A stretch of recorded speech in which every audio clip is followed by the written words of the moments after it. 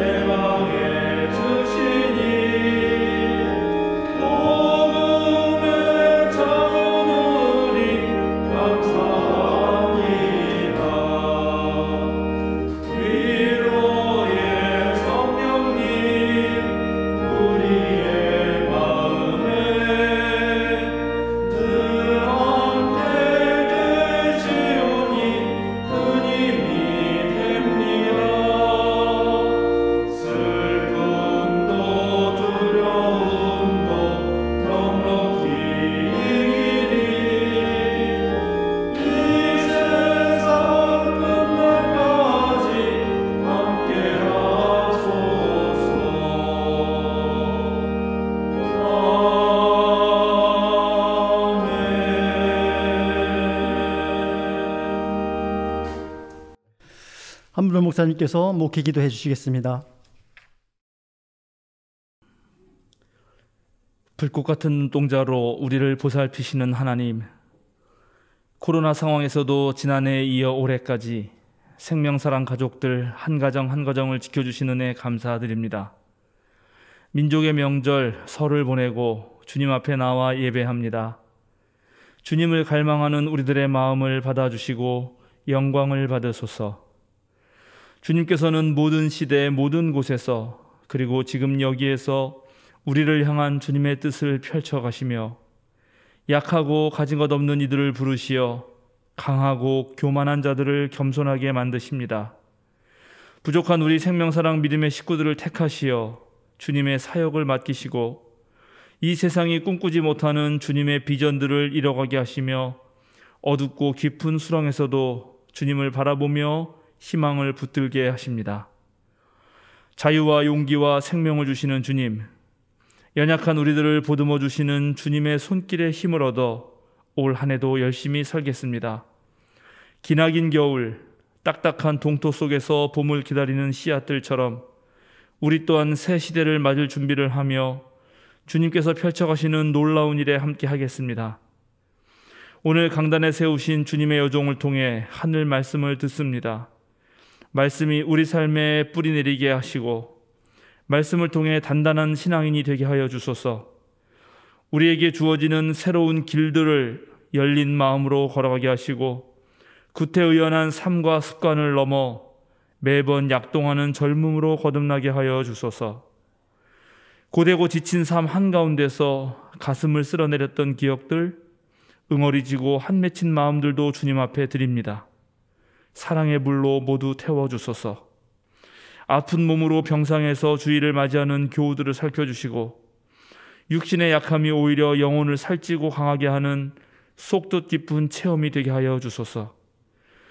우리 자신에 대한 그릇된 확신에서 우리를 구원하시고 불확실과 혼돈 가운데서도 구름기둥 불기둥으로 우리를 이끄시는 주님께 우리는 모든 것을 맡기고 의지합니다. 어제나 오늘 그리고 내일 한결같이 우리의 주님 되시는 예수 그리스도의 이름으로 기도드립니다. 아멘.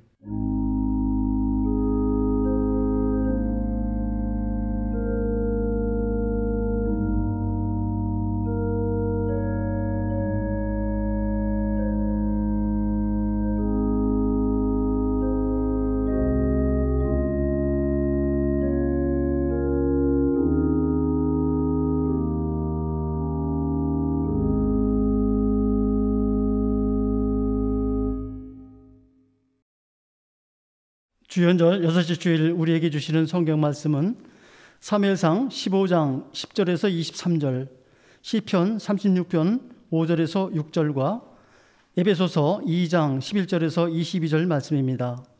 먼저 사무엘상의 말씀을 저와 함께 한 절씩 교독하시겠습니다. 주님께서 사무엘에게 말씀하셨다. 사울을 왕으로 세운 것이 후회된다. 그가 나에게서 등을 돌리고 나의 명령을 따르지 않는다. 그래서 사무엘은 괴로운 마음으로 밤새도록 주님께 부르짖었다. 사무엘은 사울을 만나려고 아침에 일찍 일어났다. 누군가가 사울이 갈멜로 가서 승전비를 세우고 나서 거기에서 떠나 계속 행진하여 길갈로 내려갔다고 전해주었다. 사무엘이 사울이 있는 곳에 이르니 사울이 그를 보고 인사를 하며 말하였다. 주님께서 주시는 복을 받으시기 바랍니다. 나는 주님의 명령대로 다 하였습니다. 그러자 사무엘이 물었다. 나의 귀에 들리는 이 양떼의 소리와 내가 듣는 소떼의 소리는 무엇입니까? 사울이 대답하였다. 그것은 아말렉 사람에게서 빼앗은 것입니다. 우리 군인들이 예언자께서 섬기시는 주 하나님께 제물로 바치려고 양떼와 소떼 가운데서 가장 좋은 것들을 남겼다가 끌어왔습니다. 그러나 나머지 것들은 우리가 진멸하였습니다. 사무엘이 사울을 꾸짖었다. 그만두십시오. 지난 밤에 주님께서 나에게 말씀하신 것을 내가 알려드리겠습니다.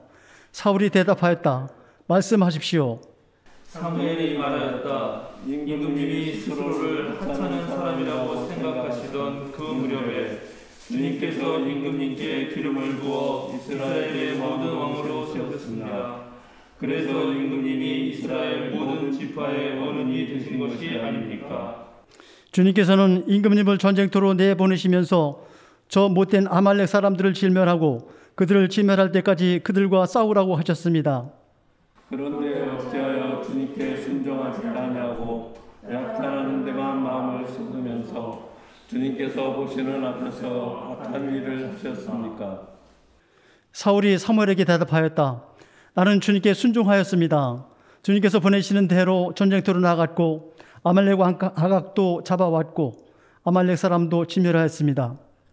다만 우리 군인들이 전리품 가운데서 이 양떼와 소떼는 죽이지 않고 비결로 끌어왔습니다. 그러나 그것은 예언자께서 섬기시는 주 하나님께 제물로 바치려고 진멸할 짐승들 가운데서 가장 좋은 것으로 골라온 것입니다. 사무엘이 나무랬다. 주님께서 어느 것을 더 좋아하시겠습니까? 주님의 말씀에 순종하는 것이겠습니까? 아니면 번제나 화목제를 드리는 것이겠습니까? 잘 들으십시오. 순종이 제사보다 낫고 말씀을 따르는 것이 순양의 기름보다 낫습니다. 거역하는 것은 점을 치는 죄와 같고 고집을 부리는 것은 우상을 섬기는 죄와 같습니다. 임금님이 주님의 말씀을 버리셨기 때문에 주님께서도 임금님을 버려 왕이 되지 못하게 하셨습니다. 다음은 시편 36편 5절에서 6절 말씀입니다. 저와 함께 한 목소리로 봉독하겠습니다. 주님, 주님의 한결같은 사랑은 하늘에 가득 차 있고 주님의 미쁘심은 궁창에 사무쳐 있습니다. 주님의 의로우심은 우람한 산줄기와 같고 주님의 공평하심은 깊고 깊은 심연과도 같습니다. 주님은 사람과 짐승을 똑같이 돌보십니다. 아멘. 마지막으로 에베소서 2장 11절에서 21절 말씀을 저와 함께 한 절씩 교독하시겠습니다. 그러므로 여러분은 지난날에 육신으로는 이방 사람이었다는 사실을 명심하십시오.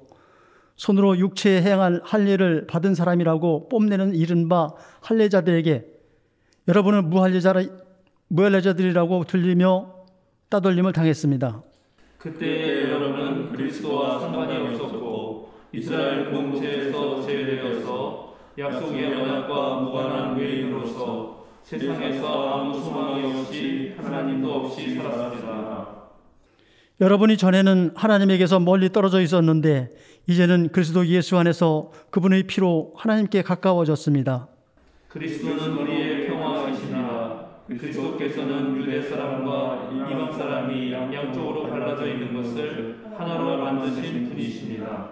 그분은 유대 사람과 이방 사람 사이를 가르는 담을 자기 몸으로 허무셔서 원수된 것을 없애시고 여러 가지 조문으로 된 계명의 율법을 폐하셨습니다. 그분은 이 둘을 자기 안에서 하나의 새 사람으로 만들어서 평화를 이루시고 원수된 것을 십자가로 소멸하시고 이 둘을 한 몸으로 만드셔서 하나님과 화해시키셨습니다. 그분은 오셔서 멀리 떨어져 있는 여러분에게 평화를 전하셨으며 가까이 있는 사람들에게도 평화를 전하셨습니다. 이방 사람과 유대 사람 양쪽 모두 그리스도를 통하여 한 성령 안에서 아버지께 나아가게 되었습니다. 그러므로 이제부터 여러분은 이국 사람이나 나그네가 아니요 성도들과 함께 시민이며 하나님의 가족입니다. 여러분은 사도들과 예언자들이 놓은 기초 위에 세워진 건물이며 그리스도 예수가 그 모퉁이 돌이 되시되셨습니다.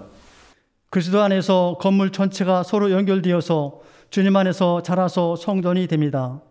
그리스도 안에서 여러분도 함께 세워져서 하나님이 성령으로 거하실 초소가 됩니다. 아멘.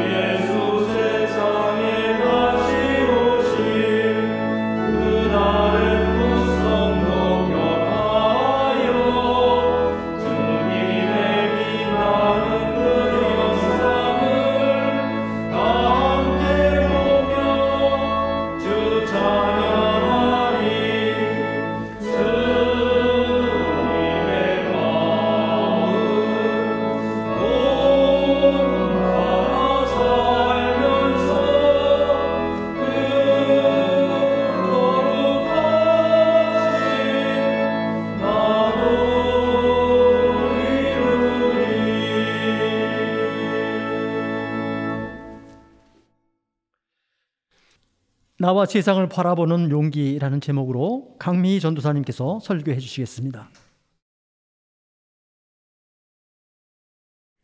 지난 한 주는 저에게 참 고뇌의 시간이었습니다.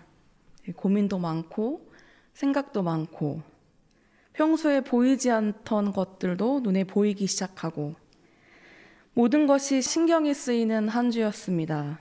왜냐하면 집중을 해서 설교문을 작성해야 했기 때문입니다. 목사 후보생, 목사 수련생 과정에서 주일 장년 설교를 한다는 것이 제 앞으로의 목회에 아주 큰 도움이 된다는 것은 너무나 잘 알고 있습니다.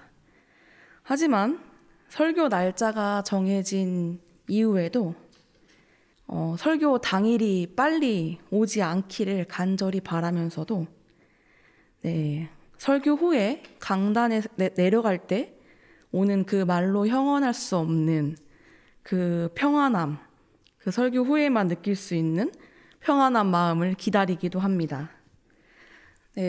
여러분 지난주 설교 잘 들으셨지요? 목사님께서 지난 주일에 설교의 준비의 어려움과 설교의 목적에 대해서 말씀하셨습니다. 덕분에 설교를 한다는 부담감은 너무 크지만 목사님의 그 설교를 들으면서 어렵고 힘든 마음을 조금이나마 내려놓을 수 있었습니다. 우리는 삶을 살아가면서 끊임없이 생각하고 선택을 합니다. 선택의 연속에서 살아가고 있습니다.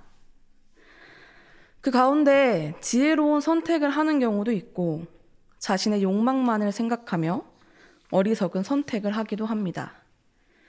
어쩌면 내 선택이 옳은 선택이었다는 것 또는 잘못된 선택이었다는 것을 아주 나중에 깨닫기도 합니다. 주변 나라들과 전쟁을 해야 하던 시절 끊임없는 전쟁과 주변국의 침략으로 인하여 이스라엘 백성들은 사무엘에게 왕을 요구했습니다. 사무엘은 왕이 세워졌을 때 백성들을 다스릴 왕이 갖는 권한에 대해서 백성들에게 이야기를 합니다. 백성들은 왕을 위해 일을 하여야 하고 왕의 신하들에게 자신의 밭, 포도원, 올리브 밭에서 얻은 가장 좋은 것을 줘야 하고 마침내 백성인 당신들마저 왕의 종이 될 것이라고 알려줍니다. 그러나 사무엘이 이 말을 하여도 백성들은 듣지도 않고 자신들에게도 왕이 있어야겠고 이방 나라들처럼 우리의 왕이 우리를 다스리며 그 왕이 우리를 이끌고 나가서 전쟁에서 싸워야 할 것이라고 이야기합니다. 당장 자신들에게 급한 것은 전쟁에서 싸워서 자신들에게 승리를 안겨줄 왕이었던 것입니다. 그렇게 세워진 것이 사울 왕입니다. 하나님께서는 백성들의 요구를 받아들여 사울을 왕으로 세우십니다. 이스라엘 백성들은 자신들의 요청대로 왕이 세워졌으니 매우 환호를 지릅니다. 그런데 백성들 중에는 사울을 보고 이런 사람이 어떻게 우리의 왕이 될 수 있겠느냐 하면서 그를 업신여기고 그에게 예물도 바치지 않았습니다. 이렇듯 자신의 반대의 세력이 자신의 앞에서 대놓고 비난을 하고 그것을 안 상태로 왕이 된 사울은 왕으로서 자신을 인정하지 않는다는 무리가 있음을 안 사울은 어떤 생각을 했을까요? 사울은 이 백성을 무시했을 수도 있지만 자신을 비난하는 세력을 무시하기란 쉽지 않습니다. 당연히 사울은 이것을 마음속에 계속 품고 있었을 것입니다. 그렇기에 사울은 자신을 반대하는 세력, 그 세력을 포함한 모든 백성이 인정할 만한 그런 이스라엘의 왕이 되어서 주변 나라들과 싸워 백성들에게 승리를 안겨줄 강한 왕, 그 기대에 부응하는 왕이 되고자 아주 심혈을 기울였을 것입니다. 사울이 왕으로 뽑히고 나서 암몬 사람들과 싸움을 하는데 사울은 이 싸움에서 승리합니다. 백성들의 기대에 부응한 것이지요.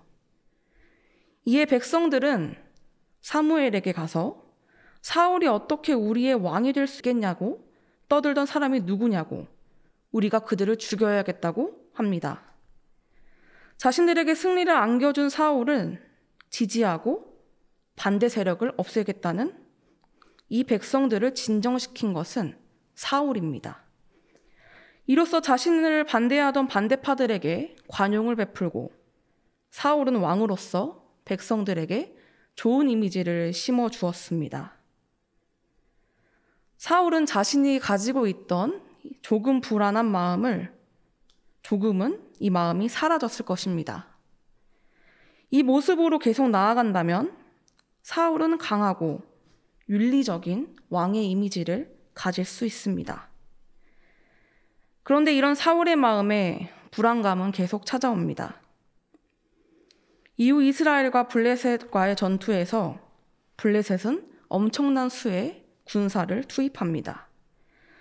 이스라엘 군사들은 모두 겁에 질려 있고 사울은 사무엘이 약속한 일에 7일을 기다렸으나 사무엘은 오지 않습니다.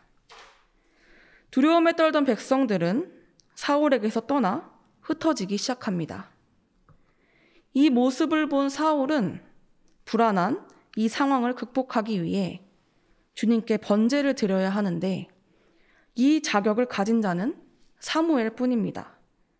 그런데 사무엘은 오지 않고 백성들은 떠나가자 불안한 사울은 사람들을 시켜 번제물과 화목제물을 가지고 오라고 한 다음 자신이 직접 번제를 드립니다. 결국 자신의 불안함 때문에 잘못된 행동을 하게 된 것입니다. 이후 도착한 사무엘은 이런 사울을 꾸짖습니다. 심지어 자신의 아들 요나단은 블레셋을 습격하여 그들에게 큰 타격을 입혀 이스라엘 군에게 공을 세웁니다. 요나단에게는 하나님께서 자신과 함께 하시기 때문에 이 싸움에서 승리할 수 있다는 확신이 있었습니다. 사울의 모습과는 대조되는 모습입니다. 요나단은 이 싸움에서 의지해야 하는 자는 오직 하나님뿐임을 알았습니다. 전쟁이 이어지던 도중 사울은 적군이 물리치기 전까지 무엇이라도 먹는 사람은 저주를 받을 것이라는 맹세를 합니다.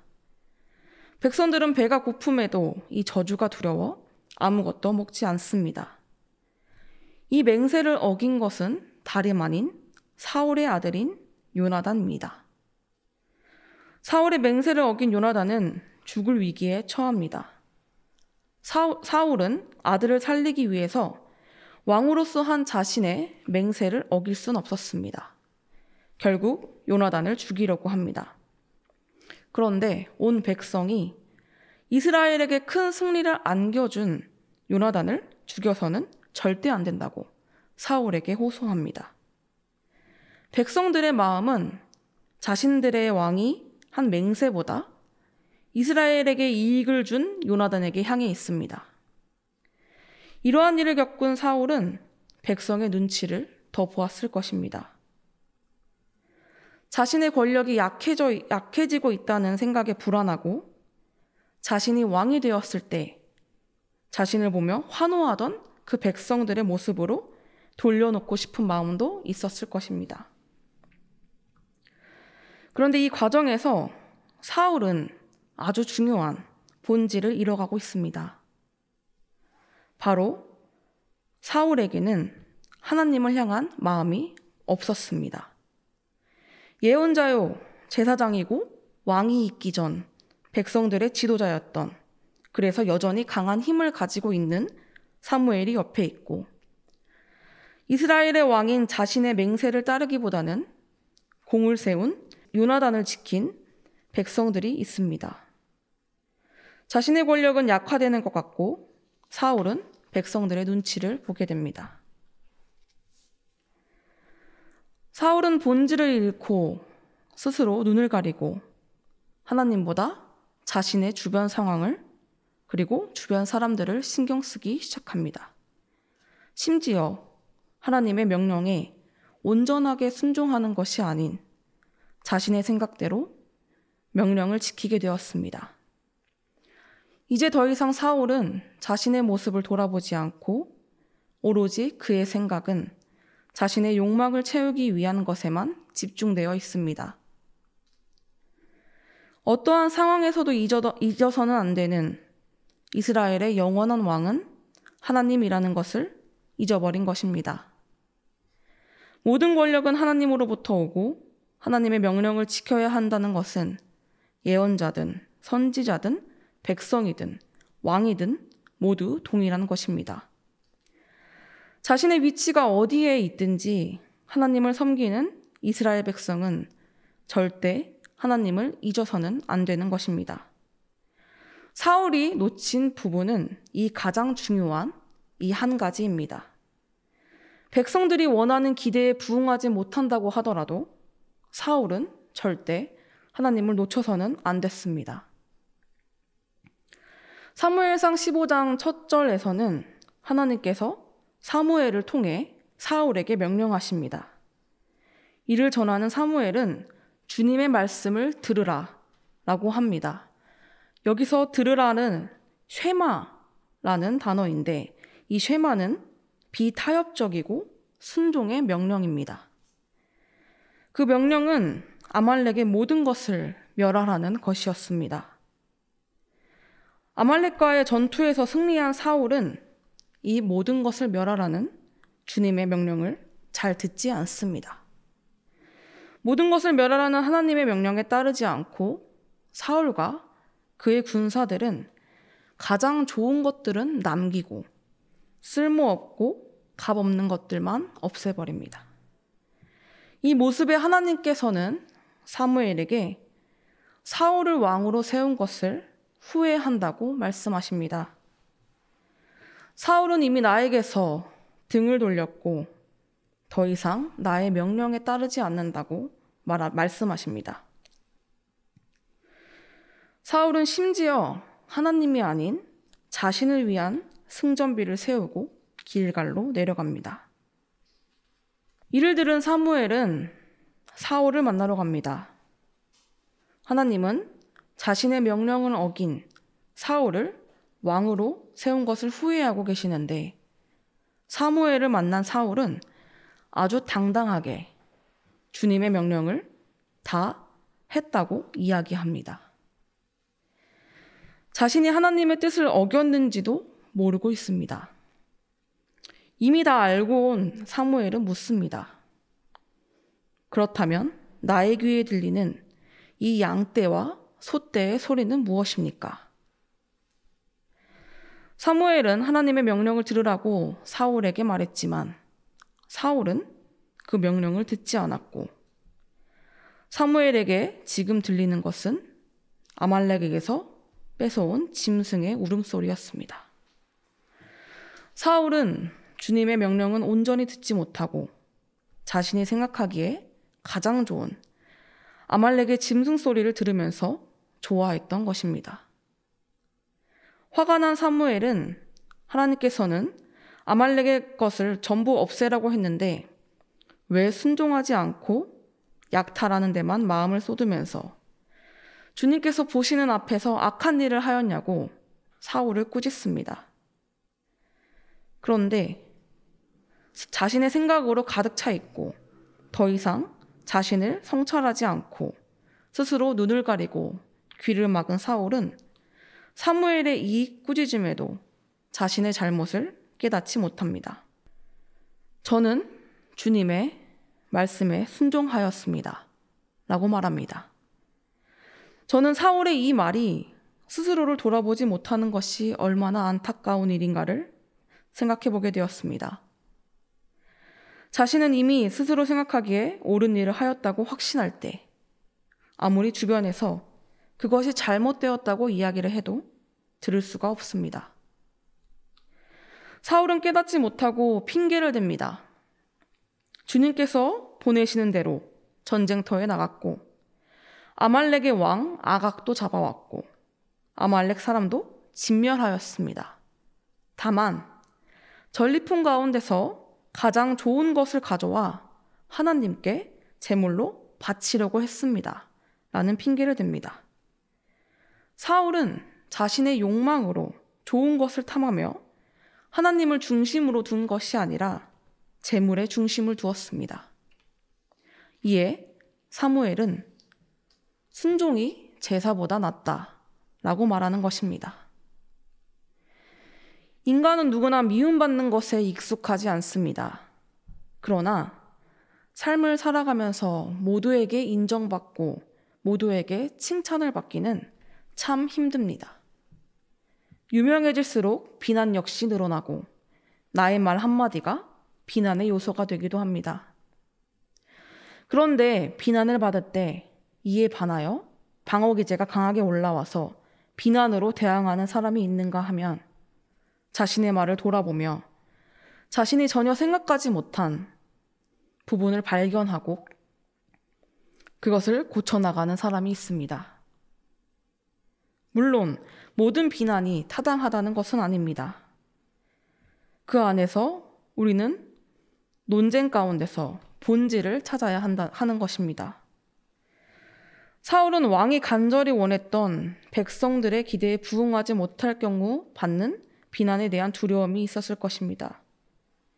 그러나 그 두려움이 하나님을 잊어버리고 하나님의 명령을 온전히 따르지 않는 것에 타당한 이유가 될 수는 없습니다. 지난주 목사님께서 설교하셨듯이 우리는 변해가는 세상 속에서 계속 살아가고 있습니다. 변화는 불편함을 야기하고 불편함은 갈등을 불러일으킵니다. 우리는 이 갈등을 해결하기도 하고 또는 그 갈등을 유지하기도 하고 모르는 척하며 살아가기도 합니다. 집단 간의 갈등을 잘 해결하면 그 공동체는 더 나은 공동체가 되나 그 갈등을 마주하는 건 역시 쉽지 않습니다. 바울이 편지를 보냈던 공동체 역시 이런 갈등이 있었던 곳입니다.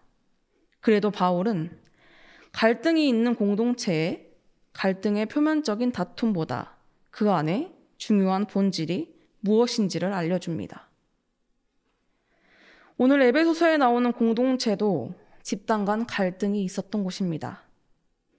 에베소는 거대한 도시로 그리스와 로마 신들을 섬기는 신전도 많은 종교의 중심지이기도 했습니다.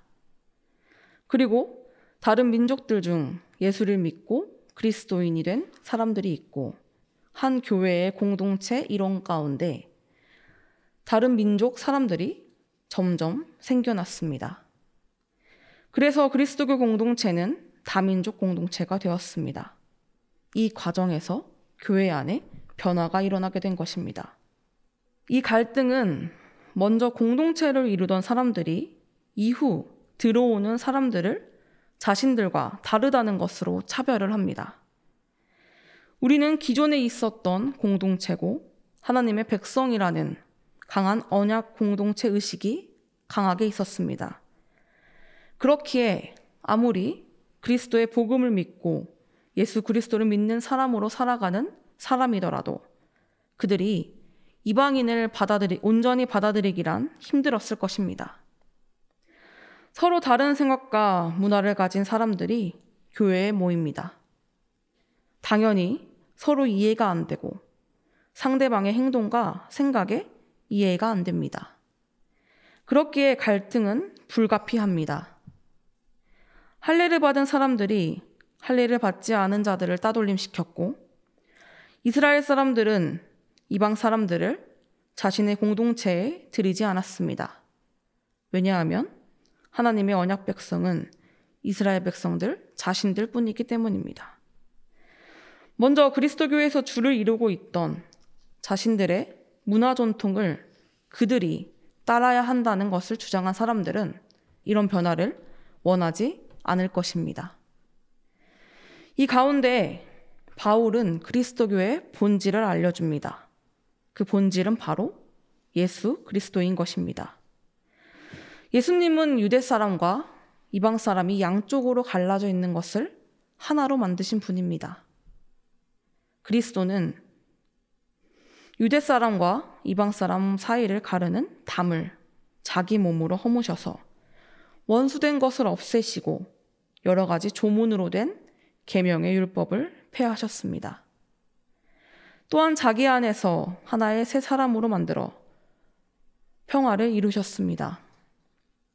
그러므로 여러분, 이제는 당신들이 이방인이든 유대인이든 예수님을 통하여 한 성령 안에서 한 하나님의 가족입니다. 라고 말합니다. 새로운 가족 공동체를 이야기합니다. 계속 변해가는 세상에서 갈등과 논쟁은 계속 일어납니다. 그 안에서 모두 합의할 수 있는 본질을 찾고 갈등을 해결하여 변화하기란 쉽지 않습니다.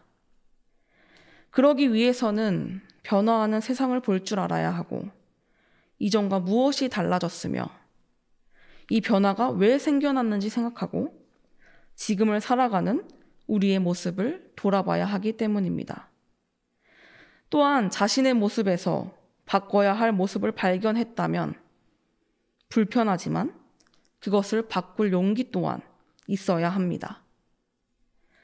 자신을 돌아보지 않고 생각하지 않는 사람은 그저 변화가 불편한 사람이 되어버리고 그냥 그것에 그쳐버립니다.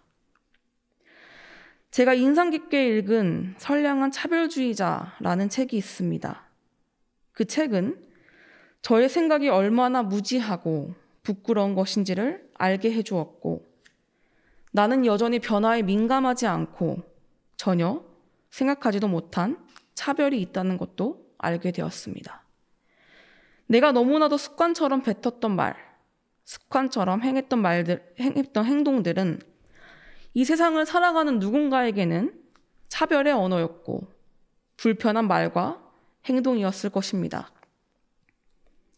나에게 주어진 특권은 내가 생각하지 않아도 나에게 너무나 당연했던 것이기에 누군가가 그것에 이의 제기를 하면 그게 너가 지금까지 가진 특권이었어가 아니라 이제 내가 너의 것을 이제 빼앗을게 로 생각하는 것입니다.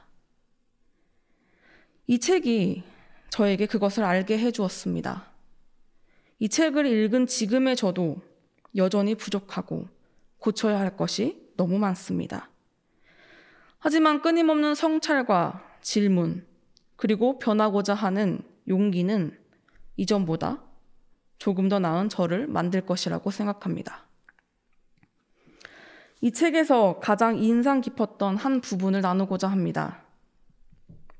몇 년 전 한 개그맨이 코미디 프로그램에서 흑인 분장으로 웃음을 유도했다가 여론의 비판을 받았습니다. 피부를 검게 칠하고 입술을 크게 그리고 곱슬머리 가발을 쓰고는 머리에 팔을 붙이고 등장해 우스꽝스러운 춤을 추었습니다. 이를 본 시청자들은 흑인 비하라고 비판을 했고 제작진은 공식 사과와 함께 영상을 삭제했습니다. 이 장면을 연출한 사람도 자신의 사려 깊지 못했던 개그에 사과를 했습니다. 그런데 이 사건을 가지고 방송인들 사이에서 논쟁이 일어났습니다. 방송인 A씨는 인종을 놀리는 게 웃겨 라며 SNS를 통해 공개 비판을 하였고 이를 본 방송인 B씨는 단순히 분장한 모습을 흑인 비하로 몰아가는 것은 성급한 일반화의 오류라고 대응했습니다.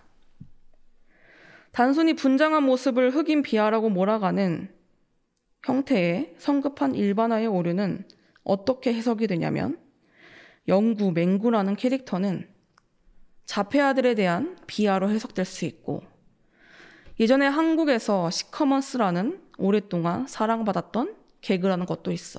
그럼 그것도 흑인 비하인 건가? 라며 이에 대응했습니다. 이 책의 저자는 이 글들을 통해 오래된 개그 소재들이 소환되면서 사실 그동안 얼마나 많은 프로그램들이 개그와 비하 사이를 오가고 있었는지 돌아보게 만들었다고 말합니다. 1980년대 인기를 끌었던 개그 코너, 그때와 지금을 살아가는 현재는 무엇이 달라졌는가? 라는 질문을 던집니다. 이 다음에 말하는 저자의 말이 제 머릿속에 계속 남아 있습니다. 그로부터 약 30년이 지난 오늘날 중요한 변화의 하나는 그런 개그가 더 이상 웃기지 않다라고 말하는 사람들이 나타났다는 것이다.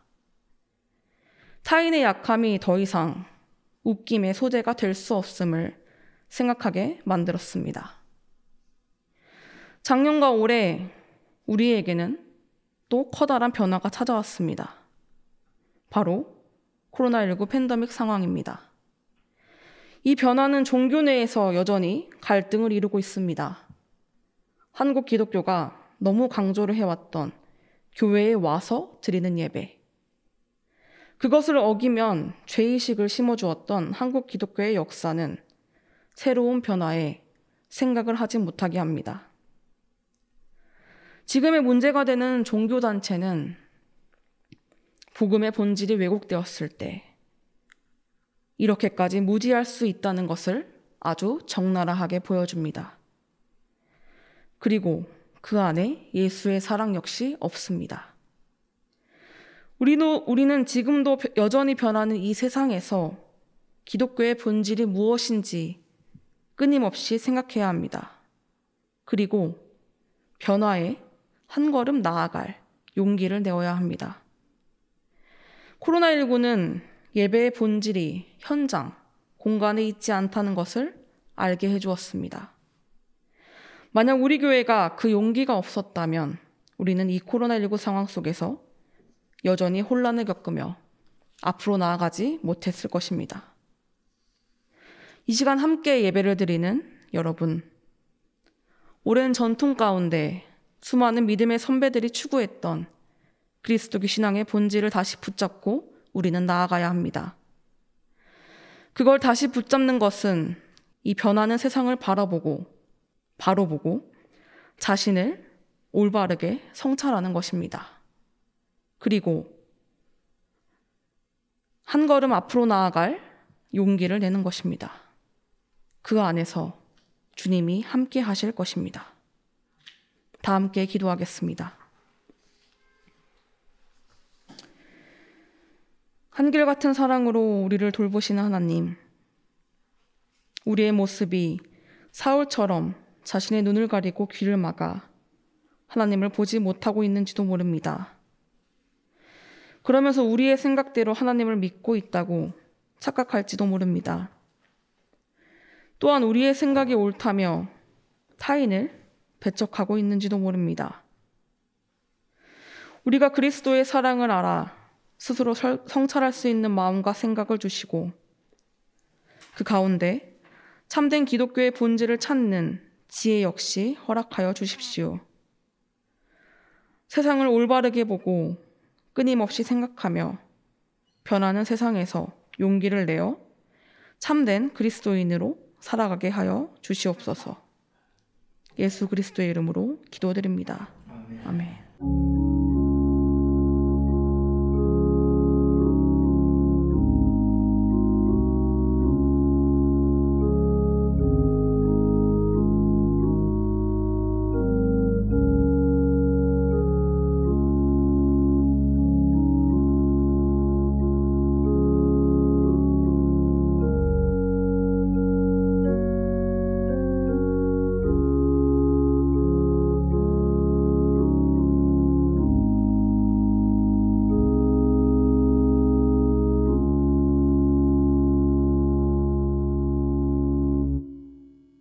사도신경으로 우리의 신앙을 함께 고백합니다. 나는 전능하신 아버지 하나님 천지의 창조주를 믿습니다. 나는 그의 유일하신 아들 우리 주 예수 그리스도를 믿습니다. 그는 성령으로 잉태되어 동정녀 마리아에게서 나시고 본디오 빌라도에게 고난을 받아 십자가에 못 박혀 죽으시고 장사된 지 사흘 만에 죽은 자 가운데서 다시 살아나셨으며 하늘에 오르시어 전능하신 아버지 하나님 우편에 앉아 계시다가 거기로부터 살아있는 자와 죽은 자를 심판하러 오십니다. 나는 성령을 믿으며 거룩한 공교회와 성도의 교제와 죄를 용서받는 것과 몸의 부활과 영생을 믿습니다. 아멘. 찬송 302장 내 주 하나님 넓고 큰 은혜는 찬양하시겠습니다.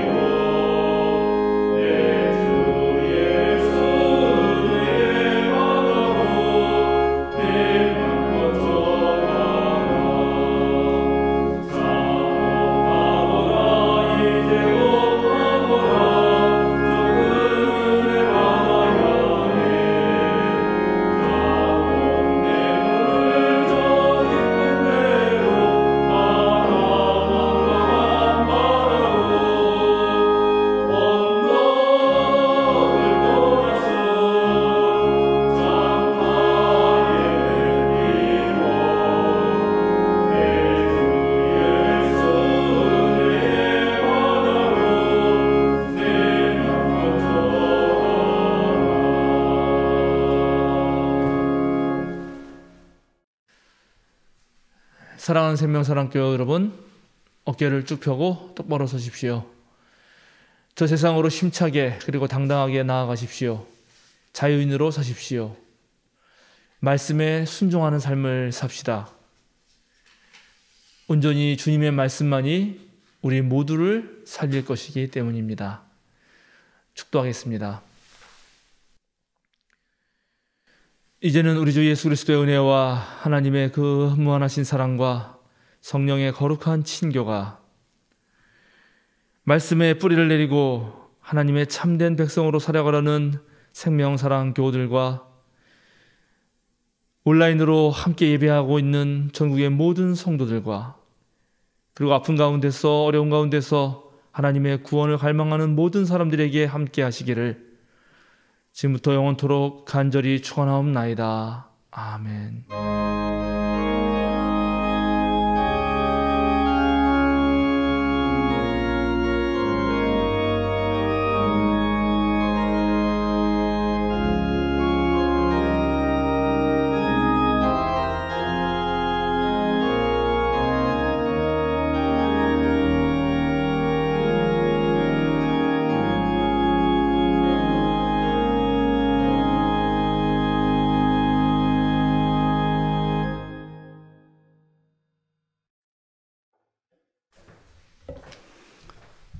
알림과 사귐 순서입니다.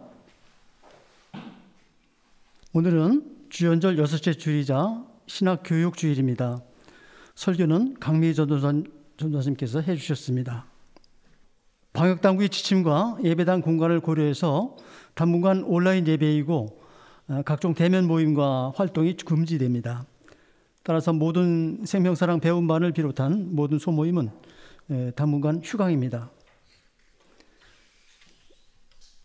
다음 주 수요일 17일은 성회주일 수요일입니다. 성회 수요일입니다. 수요일 교대에는 성회 수요일 예배로 드리며 유튜브 실시간 방송으로 진행합니다. 예배 중에 성찬식이 있습니다. 각 가정에서는 성찬상, 빵과 음료를 준비해 주시기 바랍니다. 성회 수요일 17일을 시작으로 사순절 기간 동안 아침 묵상, 사도행전을 보내드립니다. 생명사랑 CR 미션 한 걸음에 모두 동참해 주시기 바랍니다.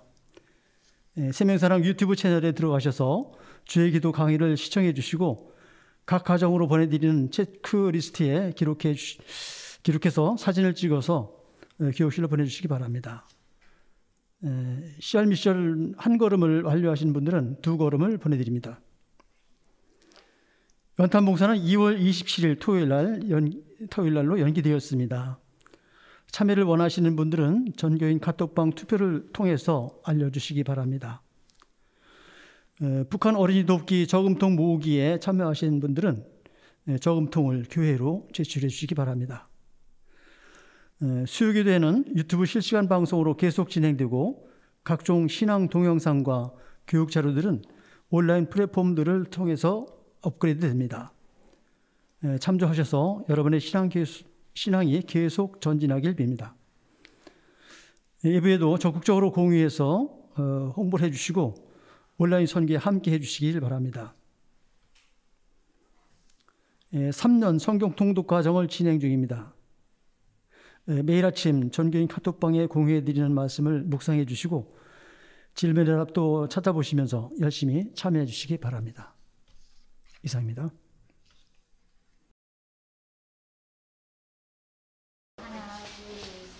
안녕하세요. 생명사랑교회 안종봉 권사입니다. 지난 한 해는 코로나 생각지 않은 일구로 인해서 많은 어려움을 겪고 우리 교우들도 거기에 같이 많은 어려움을 겪고 있는 줄 알고 있습니다. 2021년도에는 그 코로나를 물리칠 수 있는 백신이 나왔고 그 백신을 맞고 다시 새 희망찬 한 해를 가졌으면 감사하겠습니다. 그렇게 함으로써 앞으로 대면 예배가 빨리 진행될 수 있는 그러한 한 해가 되었으면 감사하게 생각하겠습니다. 생명사랑교회 교우 여러분들 사랑합니다. 저는 생명사랑교회 백향목에 속해 있는 권사 윤월로입니다. 여러분들 코로나로 인해서 많이 힘드시는데요. 정말 우리들이 모여서 대면하는 예배가 안 되기 때문에 특히 우리같이 좀 나이 먹은 사람들은 더욱더 갑갑하고 답답함을 느낍니다. 정말 함께 모여서 대면 예배를 드렸으면 좋겠습니다. 그런 날이 하루빨리 오기를 간절히 기도드립니다. 감사합니다. 저는 안종봉 권사님, 윤월로 권사님의 둘째 딸 안은선 집사입니다. 그리고 저희 신랑 오한규 성도가 있는데요. 이름만 성도가 아직 큰애 오형석, 현재 고3이고 그리고 고1 오지윤 그렇게 두 자녀를 두고 있습니다. 저는 생명사랑교회에서 작년까지는 교육부장을 했었고 지금 현재는 이제 어린이부 교사로 봉사를 하고 있습니다. 저에게 어린 시절 교회는 매우 행복한 공간이었습니다. 이웃들과 함께 나누는 삶도 배우고 여러 가지 다양한 문화들도 배울 수 있는 공간이었습니다. 그래서 그때의 기억으로 지금까지 교회 생활을 하고 있고 그랬는데 지금 보니까 신앙적인 생활, 신앙적인 성숙은 굉장히 미성숙하더라고요. 그리고 사춘기 때 가졌던 많은 종교에 대한 질문들도 그냥 덮어두었던 것들이 많았는데 지금 이제 저희 한문덕 목사님을 만나서 그런 물음들에 대해서 많이 해결을 해가고 있습니다. 그래서 뭐 코로나로 이렇게 많은 대면 활동이나 그런 걸 할 수는 없지만 또 이 비대면 상황에서 아이들과 만나서 할 수 있는 줌 예배도 할 수 있게 되고 그리고 또 이 시간에 좀 더 신앙적으로 성숙해지는 그런 시간을 가져보고 있습니다.